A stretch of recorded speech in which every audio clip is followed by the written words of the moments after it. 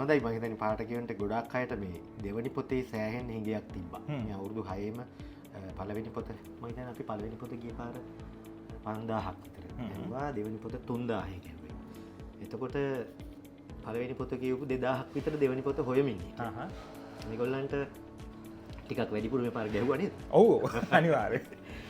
මේ ඉතින් නැවත කියවලා බලන්න මම දකින්න සමහරලාට පරණ පොත ගත්තු අය මේකේ කවර එහෙම ලස්සනයි අලුත් මුද්‍රණයක් ඒ නිසා මේකත් ගන්න හිතෙනවා කියලා මං කියන්නේ හිතෙනවා නම් ගන්න.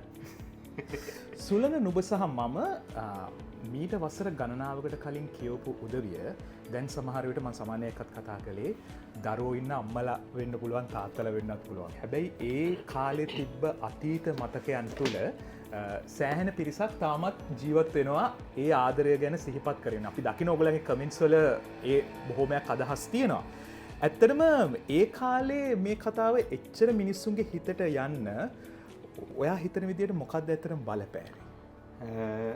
ගොඩක් වෙලාවට එකක් අපි තරුණයා පත්තරේ රොඩ්නි විධාන පතිරණ මහත්තයා අතුරු විදියට ඉඳලා ඊට පස්සේ මහත්තයා ලංකාදීප පත්තරයට අනුයුක්ත වෙනකොට අලුත් තරුණ මේ කතුරුවෙක් ආවා කාංචන දසනායක. එතකොට ජනප්‍රිය නමක්. ඔව් කාංචන දසනායකටත් එතකොට වයස අවුරුදු 36ක් 35ක් වගේ. අපි ඊට වැඩි පොඩි තරුණයා පත්‍රේ මේ කසාද බැඳපු කෙනෙකුට හිටියේ කාංචන අය විතරයි.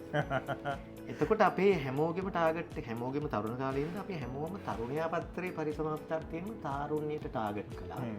මේක ගොඩක් වෙලාවට ඒ කියන්නේ මම පුදුම වුණා ඒ කාලේ 9 වසරේ 10 වසරේ ළමයි මේක බලලා තියෙනවා. හේතුව අයියා හෝ අක්කා පත්‍රේ ගෙදරට ගෙනාවහම ඒගොල්ලෝ බලලා දැන් ඉතින් ඔය වගේ සුලක වගේ එකක් එදිරිගේ සාටරේ වගේ එකක් එකපාර කියවුනහම ඊට පස්සේ ආයේ ඊළඟ සතියේත් අයියා මේක ගේනකන් ටාගට් කරන් ඉන්නවා. එහෙම ගොඩාක් අය කමෙන්ට්ස් කරනවා මම දැක්කා. දැන් ඒගොල්ලෝ සමහරවල් කසාද බැඳලා සමහර අය කසාද බඳින්න ළඟයි. ඉතින් අර අපි හැමෝම තරුණ වීම නිසා ඒ යුගයේදී ඒක එහෙම වුණා කියලා මට හිතෙනවා.